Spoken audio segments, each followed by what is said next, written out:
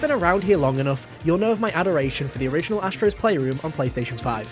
It's one of the strongest packing titles I've ever played, with tight controls, masterful level design, and charming references that all coalesce together into a nostalgia-filled celebration of all things PlayStation.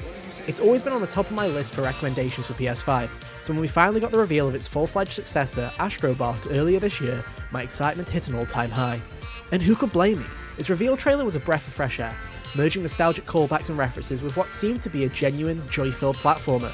The trailer was all I needed to proclaim that Astro would be Game of the Year, and I returned to my bunker to prepare myself for the day our adorable little buddy finally returned to our screen. Well, a few months have passed, Astro Bot is here, and man does it feel great to say I called it. Astro Bot is magnificent.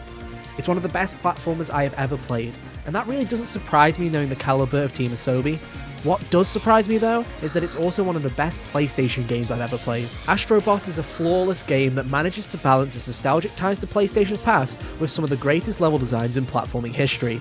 It's a constant joy to play, never drops a beat in its entire 15-hour runtime, and reminded me once again of why I fell in love with PlayStation as a brand all those years ago. But what truly makes this game so special? Let's dive in.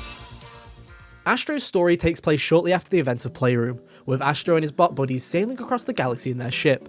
Everything is going swell until an alien attacks and steals the ship's CPU, throwing parts of the spaceship and all of your bot buddies across the galaxy. After waking up in the desert alongside the remnants of his ship, Astro realizes what he has to do. He reactivates his satellite, calls his dual speeder to action, and sets sail to space to recover his missing friends and gather the 5 missing parts to his ship.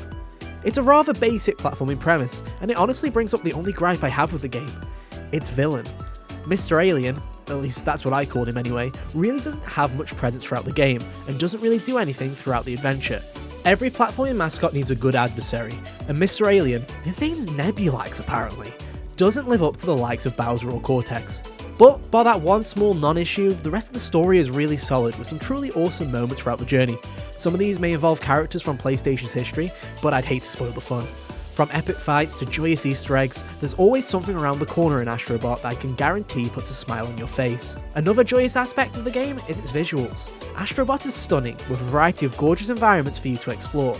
A few of these may be repeated over the course of your journey, but there are so many unique locales to explore, you really cannot complain. From its sparkling sand levels to leaves blowing from the trees, there are multiple moments in this game where I just had to stop and take it all in. Match this with what I believe is a near perfect 60 FPS presentation, and you have one of the best looking platformers I've ever seen. The same praise can be given to the game's soundtrack, as it's simply phenomenal. From singing trees, candy tundras to PlayStation-inspired crossovers, there's something for everyone here. Astro even carries on the platforming tradition of having some of the best underwater music in gaming. There's not a single dud in the soundtrack, and I've been playing it on blast since finishing the game. Presentation is only half of the story, and I'm happy to report that Astro Bot is equally as strong when it comes to its gameplay. At a basic level, Astro Bot has you navigating a world map similar to that of Mario Galaxy, flying your dual speeder into one of 5 hub areas and progressing through levels on a linear path. Just select a level, cruise your dual speeder to the surface, and get moving towards the end goal. Scattered throughout each of these levels is a variety of collectibles, including coins, puzzle pieces, and a number of Astro's buddies that need rescuing. As a bonus, 2 to 3 of these bots are inspired by a variety of franchises that have appeared in PlayStation history over the past 30 years. You may find levels where there are some from the same franchise, or made by the same developer, or even just follow the same theme. They're all beautifully done, and with 150 different reference characters to find, they are a great way to incentivize exploration throughout your adventure. It wouldn't be half as fun though if it wasn't for Astro controlling so damn well.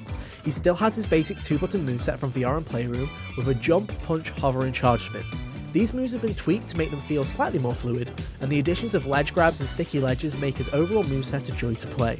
Every jump and enemy has been expertly placed, and it just feels so damn good. Mix that with a huge variety of abilities to be found from level to level, and you get an extremely addictive gameplay loop. Speaking of abilities, each one is now interwoven into the level, instead of being limited to specific areas like in Astro's Playroom. Just open the chest, equip your gadget, and now you have a whole additional moveset to conquer. These can range from new boost mechanics, creating platforms, to freezing time. Standouts to me with the mouse ability, allowing you to change your size with a button press, giving the whole world a brand new perspective.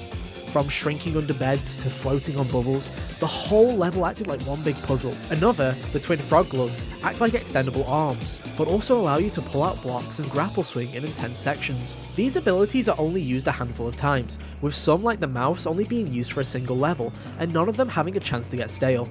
Throw in the occasional end-of-level mini-boss and you have a formula that's constantly going to keep you on your toes. These basics make up the majority of levels found in Astro Bot, but there are plenty of secrets for you to discover too. 2 of the levels in each world have a hidden exit. These can be rather challenging to find and reward you for exploring each level and mastering each of their mechanics. These lead to the secret 6th hub area and give you a bunch of new levels to explore. There are secrets to be found within each hub world as well, from challenge levels testing your abilities, to secret zones based on each of PlayStation's controller buttons. These are the hardest challenges found in the game, and involve short platforming challenges that you have to beat in one go. Astro isn't the hardest platformer in the world, but these added levels do provide a nice difficulty curve if you're looking for a more challenging experience. Each world ends with a boss fight, and they are some of the best fights I've seen in a platformer. These fights are massive and mix abilities, platforming elements and combat into an incredibly satisfying experience. From a monkey on a skyscraper to an octopus in the ocean, despite their generic designs, each one is a blast to play and rewards you with a very special bot for your troubles. Each of these bots lead you to an epilogue world to collect your spaceship part, and each of these worlds is based on the bot's respective franchise. They're an utter joy to play, have a unique ability based on the game, and are a love letter to each respective franchise. I'd hate to spoil any of them for you, but lucky for me, PlayStation did reveal one of these levels early. So let's quickly talk about that one in particular as an example, Bot of War. Bot of War takes place after the second world, and sees Astro wielding the Leviathan axe to rescue Kratos' allies who are trapped around the frozen Midgard. It plays very similar to God of War, with Astro able to throw his axe and recall it just like in the original. This allows the game to create similar puzzles and combat challenges, and it all just feels so smooth. It's full of Easter eggs and references, from a narrow corridor filled with mud to 8 of Odin's ravens scattered throughout the land. Top that off with a killer soundtrack and you have one of my favourite gaming moments in recent memory. It's practically perfect, and to put this into perspective, it's not even my favourite one. The final aspect of the game to mention is the hub world, a vast desert area that you and your buddies call home. It's where you rebuild your PS5 and recover missing satellites to unlock new galaxies. It's here where your bot buddies give you a hand and work together in a Pikmin-like puzzle mechanic to build structures and solve puzzles to gain additional collectibles. The more bots you collect, the more collectibles you can find, and there are plenty of unique bots that can be found in the hub world. As you collect puzzle pieces, new structures also unlock in the hub, from customizing Astro and the Dual Speeder with costumes and cosmetics, to unlocking a photo mode, to spending your coins on the returning gacha machine to get new items for your bot buddies. It all culminates in a hub that's filled to the brim with charm, allowing you to interact with the VIP bots and solve puzzles at a slower pace. It all comes together to create a gameplay loop that never grows stale over the course of your adventure. Astro Bot is one of those rare few games that elicits pure joy at every turn. From a gameplay standpoint, it's platforming perfection, with a plethora of innovative abilities and exceptional level designs that never miss a beat in its 10 to 14 hour runtime. From a presentation standpoint, it's beautiful, with gorgeous vistas, charming animation, and a soundtrack to rival the very best in platforming history. Wrap all this in a nostalgic bow that celebrates PlayStation history better than Sony ever has, and you end up with one of the best games in PlayStation's entire portfolio. Astro Bot is a must-play for anyone that owns a PS5. Heck, I would even go as far to say that Astro Bot is a reason alone to buy a PS5 if you have yet to buy the bullet. If I could score it higher, I would. It's a generation-defining platformer, only rivaled by the likes of Mario at the top of the genre. Team Asobi knew exactly the game they wanted to create and executed on that vision flawlessly. They are a team at the top of their game, and if this is their first attempt at a full-length, non-VR 3D platformer, I cannot wait to see what they come up with next. Astro Bot and Team Asobi are proof that PlayStation Studios can still create high-quality, joy-filled experiences that don't need 6 years of development and a monumental budget to be outstanding. Now, if they could just pass that message on to the rest of the industry, I think we'd all be in a much better place.